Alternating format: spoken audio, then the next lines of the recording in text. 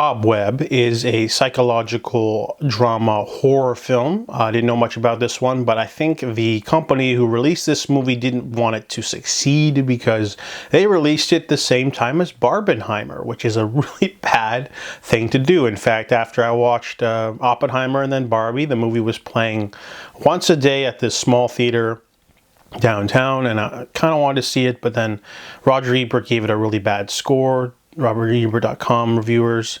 So I didn't end up checking it out, but Red Letter Media said it's a really good movie. They did a whole 20-minute video about it, so wanted to check it out, so I rented it. This one is about Peter. He is a very shy young boy who lives in a really old, creepy house with his parents, and he starts hearing a voice in the walls who tells him stuff, and he starts to listen to the voice, and his parents are very brutal in a sense that, they'll lock him in the basement if he misbehaves. He's also bullied at school relentlessly, and the voice sort of gives him guidance on how to deal with that. So you're not really sure what the plot of this movie is. I went in totally blind. I didn't watch any trailers. I didn't know anything about the plot. I just knew Anthony Starr was in it and Lizzie Kaplan. They're really great. They're both really great in this movie. They both have this creep factor. Lizzie Kaplan, I don't really like her, but she's really great in this. She's usually in comedies and I don't really like those. But she's got these huge eyes in this movie. She's like the overprotective, super overprotective mother.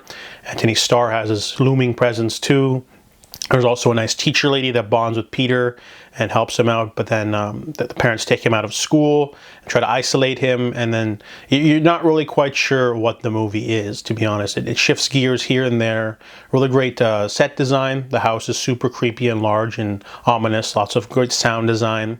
The movie goes off the rails in the last 30 minutes, though, because it definitely shifts tones to the final reveal. The only weakness of the movie that I could think of is that the ending is terrible.